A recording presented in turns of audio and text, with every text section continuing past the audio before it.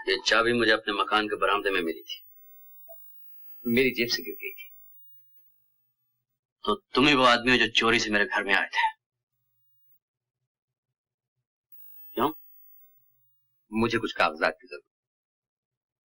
जिन्हें तुमने ताला तोड़कर निकाल लिया। इसका मतलब है तुम मेरी बीवी को जानते थे? बहुत अच्छी तरह। उस रोज मेरी बीवी का नाम चिट्ठी भी तुमने लिखी थी।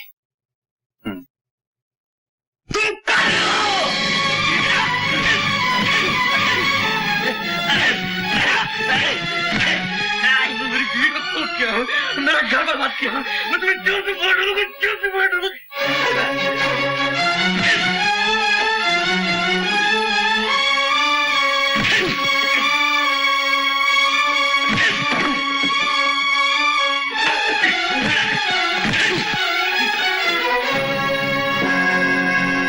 चुपचाप मेरे साथ पुलिस स्टेशन चले चलो, वरना। पुलिस स्टेशन तो मुझे ले जाना चाहिए तुम्हें। वो दाढ़ी वाले आदमी तुम हो जिसकी पुलिस को तलाश है, मगर मैं तुम्हें पुलिस स्टेशन नहीं ले जाऊंगा। मैं जानता हूं कि तुम कातिल नहीं हो। हाँ, कातिल मैं नहीं, कातिल तुम हो। कातिल मैं भी नहीं हूं। तो फिर तुम कौन हो? तुम्हारी बीवी का पहला पति।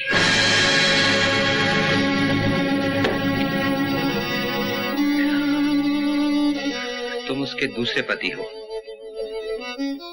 पहला पति मैं हूं। ये कहानी मुझसे शुरू हुई थी।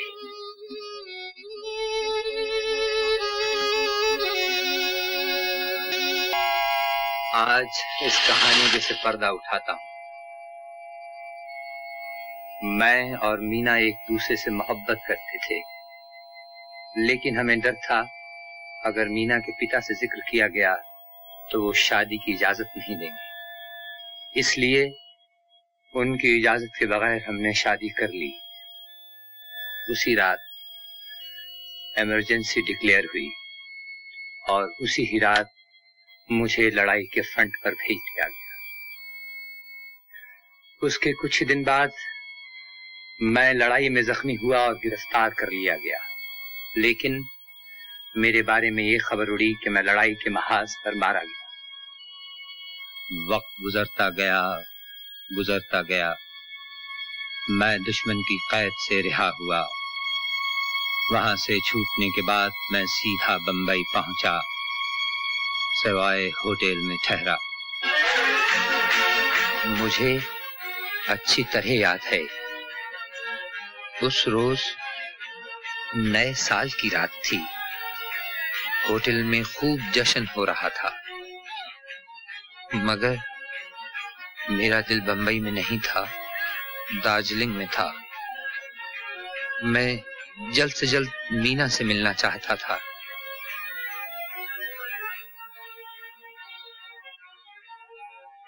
उसी रात मैं होटल से निकला, हवाई जहाज से दार्जिलिंग के लिए अपना टिकट बुक कराया और जैसे ही होटल वापस आया, अचानक महेंद्र से मुलाकात हुई। हम एक दूसरे के गले से लिपट गए, जैसे कि जिंदगी और मौत आपस में मिल रहे हैं।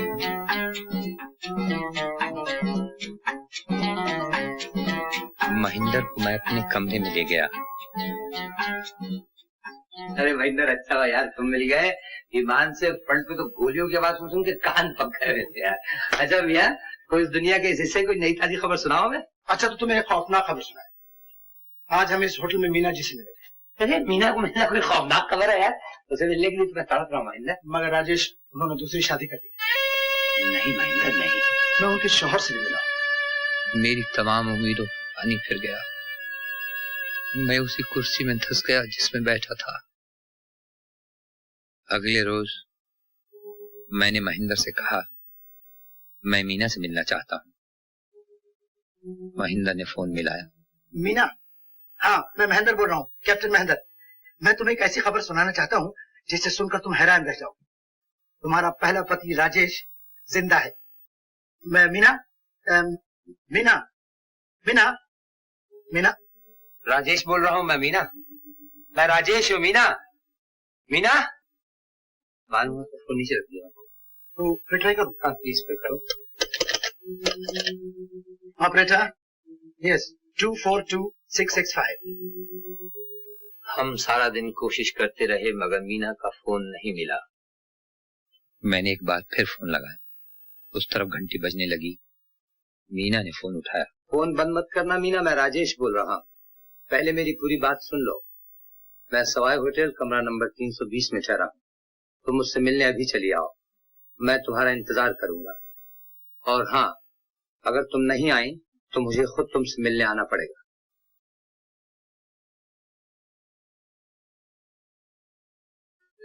तो उस रात मीना तुमसे मिलने आई थी? हाँ।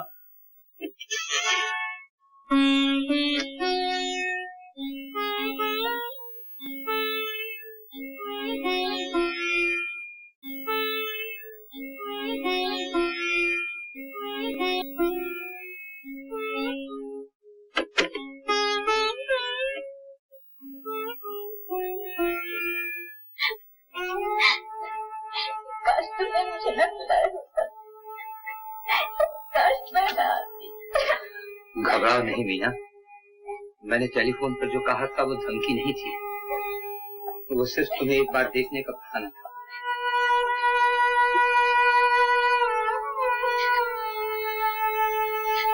राजेश, मैं तुम्हें कैसे समझाऊं, ये सब किस तरह हो गया? मैं जानता हूँ ये सब किस तरह और किस लिए हो गया। मीना, ये इसलिए हो गया कि हमने शादी की पवित्रता को नहीं माना। हमने चोरी की, मोहब्बत को गुनाह का रूप दे दिया। हमारी शादी एक भूल बनकर रह गई, और भूल कभी इंसान का पीछा नहीं छोड़ती। इंसान इंसान को माफ कर देता है, कभी कभी भगवान भी इंसान को माफ कर देता है, मगर इंसान की भूल उसे कभी माफ नहीं करती, सजा देकर ही छोड़ती है। सजा मुझे मिलनी चाहिए थी, सो मिल गई। राजेश, मुझे माफ कर दो, ये सब मेरी वजह से हुआ।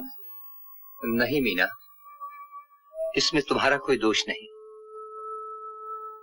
कातिबे तकदीर इस कहानी को यूं ही बयान करना चाहता था।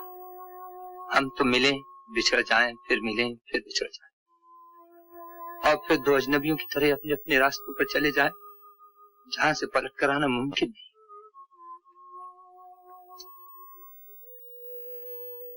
मीना, मैं कल चला जाऊंगा। तुम्हें एक बार देखना चाहता था, देख लिया।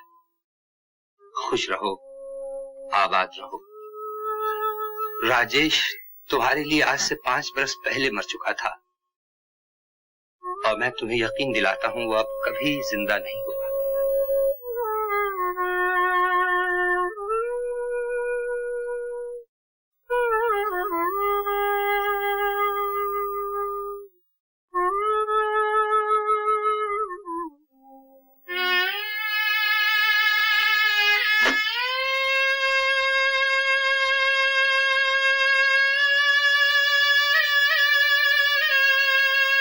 अब तुम अपने घर जाओ मीना।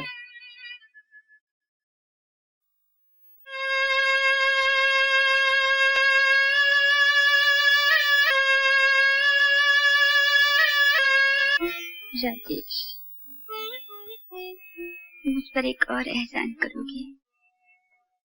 कहो। तुम्हारी एक अमानत है मेरे पास। अमानत? तुम्हारी बच्ची। बच्ची? हाँ, पिताजी ने हमारी शादी को राज रखने के लिए इस बात का जिक्र किसी से नहीं किया था। जब बच्ची पैदा हुई, उसे कह दिया कि मर गई है, और उसे अनाथ आश्रम भिजवा दिया गया। मरते वक्त जब ये राज पिताजी ने मुझे बताया, मैं बच्ची को अपने पास नहीं रख सकती थी। उसे मैं ले जाऊंगा। मीना, तुम कितनी अच्छी हो, तुमने मुझे जिंदा रहने का सहारा दे दिया। उसे मैं अपने कलेजे से लगा के रखूंगा। मीना, वो कहाँ है, उसका पता दो मुझे, मैं उसे अभी अभी लेकर आता हूँ। वो तुम्हें नहीं देंगे। मुझे नहीं देंगे? क्यों? आश्रम वाले सिर्फ शादीशुदा लोगों को ही बच्चे देते हैं। और मेरी तो शादी हुई नहीं। खैर, कल तुम बच्ची को यहाँ छोड़ जाओ। अब मैं यहाँ नहीं आऊंगी। मशहूर आदमी की बीवी हूँ, किसी ने देख लिया तो जानते हो क्या होगा। हाँ, कुमार तो बहुत मशहूर आदमी है। तो मैं ऐसे करता हूँ, मैं हवाई जहाज से 2 सीटें बुक करा लेता हूँ, और जिस वक्त भी वो सीटें होंगी मैं तुम्हें इत्तला दे दूंगा। तुम बच्ची को अपने घर ले आना। हाँ, ये ठीक है। मैं बच्ची को अपने घर ले आऊंगी और उसे वहां से मैं ले जाऊंगा। अगले रोज मुझे रात की 2 सीटें मिल गईं। ये बताने के लिए मैंने मीना को 2 बार फोन किया, मगर दोनों ही बार तुमने फोन उठाया और मैं मीना से बात न कर सका। उसके बाद मैंने बहुत बार फोन मिलाया, ऑपरेटर से भी कहा कि नंबर मिलाए, लेकिन किसी न किसी वजह से मीना का फोन न मिल सका। चूंकि इत्तला देना जरूरी था, मैंने मीना को एक चिट्ठी लिखी। तो क्या उस रात तुम मेरे घर गए थे? हाँ, मैं गया था। उस वक्त कहीं दूर गिरजे का घंटा बज रहा था। वहां पहुंचकर मैंने ऊपर देखा, बत्ती जल रही थी, दरवाजा खुला हुआ था। जाहिर है मेरे लिए खुला रखा गया था।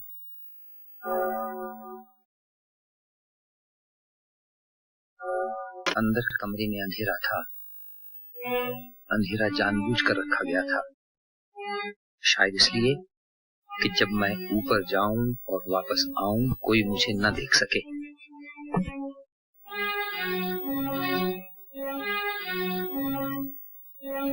मैं आहिस्ता आहिस्ता सीढ़ियां चढ़ता हुआ ऊपर गया।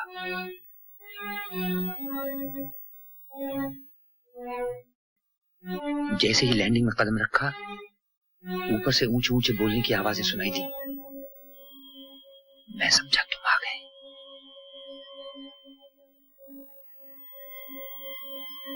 वापस पलटा। अचानक ऐसे लगा जैसे कोई चाबी से नीचे का दरवाजा खोल रहा है। मैं चुप गया। इतने में कोई अंदर दाखिल हुआ। मैं अभी सोच ही रहा था कि क्या करूं, ऊपर से गोली चलने की दाखिल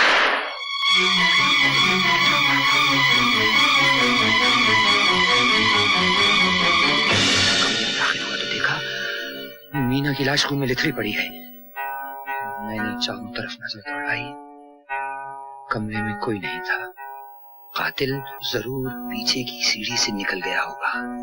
सोचा उसे पकड़ूं, लेकिन नीचे सीढ़ियों पर किसी के चढ़ने की आवाज आई। मैं लपक कर पर्दे के पीछे छुप गया। दूसरे ही लम्हे दाढ़ी वाला दाखिल हुआ। ये तुम थे? हाँ, वो मैं ही था। मैंने तुम्हारी चिट्ठी पढ़ ली थी। मुझे मीना पे शक हो गया था। मैं जलील हूँ, मैं कमीना हूँ। मैंने अपनी बीवी पे शक किया। वो घर जो मैंने मोहब्बत से बनाया था, शक से बर्बाद कर दिया। मीना का खून मैंने किया है। मैं खूनी हूँ, मैं कातिल हूँ। नहीं, कातिल न तुम हो न मैं हूँ। कोई तीसरा आदमी है। ये तीसरा आदमी कौन है? मुझे कुछ नहीं मालूम। मगर सवाल तो फिर अपनी जगह रहा, ये तीसरा आदमी कौन है? कुमार, जब मैं तुम्हारे घर पहुंचा तो तुम्हारे कमरे की बत्ती जल रही थी। इसका मतलब हुआ कि मीना अनाथ आश्रम से बच्ची को घर ले आई थी और बच्ची घर पर थी। बच्ची? तो बच्ची कहाँ है? मीना ने कहा था बच्ची आश्रम में है, और आश्रम का पता मुझे मालूम नहीं था। मुझे मालूम है। अब तो मुझे भी मालूम है कुमार। ये कागज जो मैं तुम्हारे यहाँ से लाया, इसमें पता था और मैं तैयार होकर वहीं जा रहा था जब तुम आए। चलो मैं भी चलता हूँ तुम्हारे साथ। तुम कैसे चलोगे? पुलिस है तुम्हारे पीछे। उस बच्चे की ऐसी क्या जरूरत पड़ गई सबको? जो है उसी को ढूंढता चला आता है। पहले एक श्रीमती जी आई थी। मैंने उनसे कहा बच्ची को गोद ले लो, तो कहने लगी मेरी मजबूरी है। कुछ दिन बाद फिर चली आई, फरमाने लगी बच्ची चाहिए। मैंने कहा बच्ची तो हमने दे दी, तेजपाल साहब ले गए हैं। श्रीमती जी को गए अभी 2 घंटे भी नहीं हुए होंगे, तेजपाल साहब तशरीफ ला रहे हैं। बच्ची तो नहीं यहाँ आई। बच्ची ना हुई अलादीन का चराग हो गया। तेजपाल साहब का पता आप मुझे देंगे? हाँ।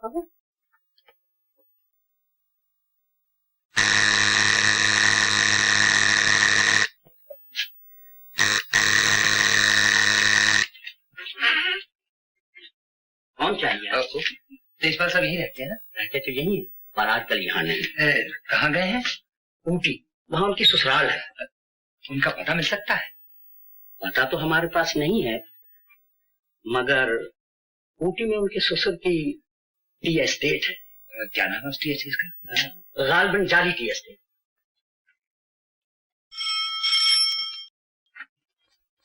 हेलो हेलो कुमार, अरे भाई तुम कहाँ हो? हम सब परेशान है तुम्हारे लिए।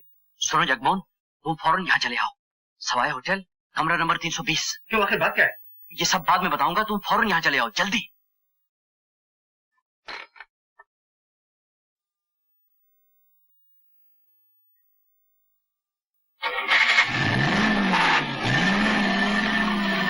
ड्राइवर, उस गाड़ी का पीछा करो।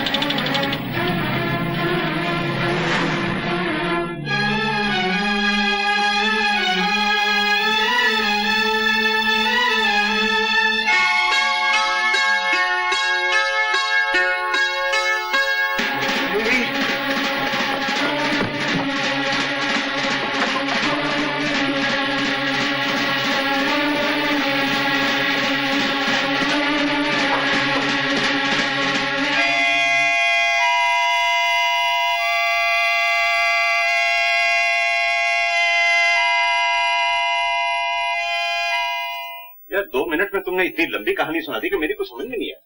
वो फिर कभी समझ लेना। इस वक्त तो ये जरूरी है कि जितनी जल्दी हो सके हम दोनों ऊटी पहुंचे, इससे पहले कि पुलिस इसे पकड़ ले।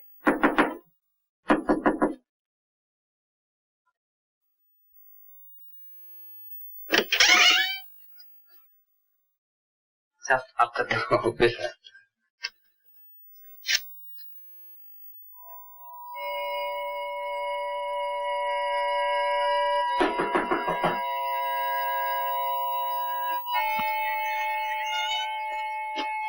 अंदर बाहर आ जाइए प्लीज।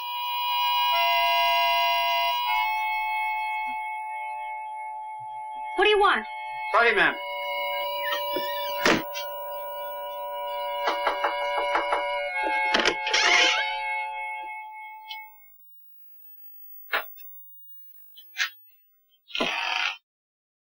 हेलो वकील साहब, आप यहाँ कैसे? जी, मैं अपने दोस्त कैप्टन राजेश से मिलने के लिए आया था। आज अपना बाय बाय बाय।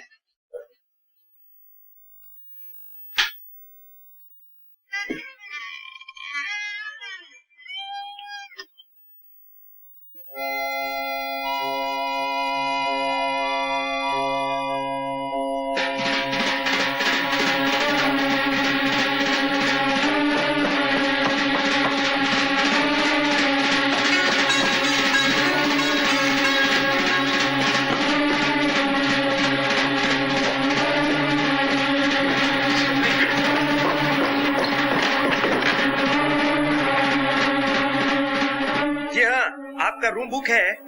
आप 12 बजे के बाद कभी भी शिफ्ट कर सकते हैं। Thank you. Do you mind? Anything I can do sir for you?